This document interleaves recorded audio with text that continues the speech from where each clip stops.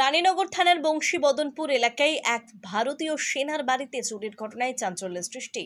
জানা গেছে ওই বাড়িতে 7 দিন ধরে কেউ ছিলেন না, ফলে ফাঁকা বাড়ি পেয়ে অনায়াসে চুরি করে নিয়ে যায় সোনার গহনা, বাড়িতে থাকা গুরুত্বপূর্ণ নথিপত্র।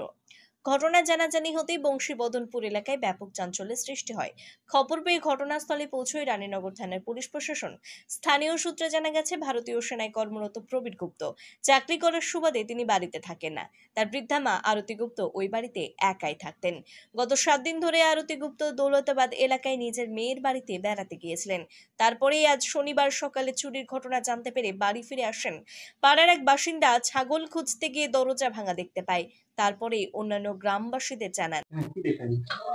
আমি দেখলাম যে এখানে গেট ভাঙা, গেট ভাঙা, তো আমার ছাগল এসেছিল, তো ছাগল আমার শাশুড়ি সব ফার্স্টে দেখে, আমার শাশুড়ি বলছে ছাগল গেছে, তাহলে ছাগলগুলোকে তেড়ে নিয়ে আসি দেখছে এরকম গেট ভাঙা, ঘরের মধ্যে বাক্স টাক্স সব কাপড় চুপুর সব এলাই কারখানা ছিটি পড়ে আছে। দিয়ে আমাকে গিয়ে বলছে যে দেখো গা, প্রবীরের মার ঘরে সব ভেঙে চুরি সব এরকম করে সব ছিটি ফেলে দিচ্ছে। সত্যি আমি আইসি দেখছি সব এরকম ভাবে পড়ে আছে, ঘরের মধ্যে অন্ধকার। আমি এই দরজা থেকে আমি ভিতরে ঢুকতে পারছি না ভয়ে, তখন আমি বাইরে গিয়ে চেঁচাতে লেগেছি। তখন এরা সব শুনি এখন সব বেরিয়ে আসলো। তখন দিঘা মানুষ জিতলো।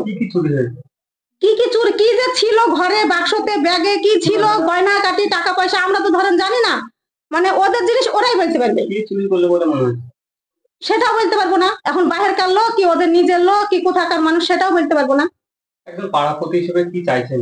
পাড়া প্রতিবেশী হিসাবে আমরা চাইছি যে আজ এই বাড়িতে হলো, কাল যে আমার বাড়ি হবে না বিশ্বাস নাই, আমিও তো বাড়িতে না থাকতে পারি, সেই সুযোগ নিয়ে হয়তো আমার বাড়িতেও করলো, ইয়ার একটা কোনো একটা সমাধান হোক। আরতি গুপ্ত বাড়ি ফিরে লক্ষ্য করেন বাড়ির দরজা ভেঙে ভেতরে ঢুকে প্রায় 10 ভরি সোনার গহনা, কিছু নথিপত্র হারিয়ে গেছে। জমির দলিল ছিঁড়ে ফেলা হয়েছে। কে বা কারা এই চুরির ঘটনার সঙ্গে জড়িত তা জানা যায়নি। বৃদ্ধার মেয়ে সাথী কর্মকার জানান, আমার ছেলে মাঝে মধ্যে জমির দলিল নিয়ে জমি বেচে দেওয়ার দাবি করত, সে এরকম করলো কিনা জানি না। তবে রানীনগর থানার পুলিশ পৌঁছে ঘটনার তদন্ত শুরু করেছে। বাড়িতে ছিলাম, এখান থেকে খবর গেল, এই মাত্র আমি আসলাম। কোথায় ছিলেন? দোলতাবাজারে বাড়ি। কতদিন থেকে বাড়িতে থাকতেন না? আমার বাড়ি এখানে না, আমার বাড়ি দোলতাবাজার। আমার মায়ের বাড়ি মা আমার কাছে ছিল 1 সপ্তাহ ধরে। তারপরে খবর গেল, তারপরে আমরা আসলাম। এসে তো এইরকম অবস্থা। এখানে আমার যা জিনিস ছিল সব চুরি হয়ে গেছে। কি চুরি করে বলে মনে হয়? সন্দেহ তো আমার ছেলেকে করছি। ছেলে আমাকে যখন তখন হুমকি দেয় যে মার্ডার করবো, এ করবো, বাড়ি লিখে দিতে হবে, দলিল দিতে হবে, এইসব কথা বলে। কত কি চুরি হয়েছে? আমার বিয়ের যত সোনা ছিল সব চুরি হয়ে গেছে। টাকা পয়সা ছিল না, সোনাই ছিল। কত ভরি? ওই 10 ভরির মতো।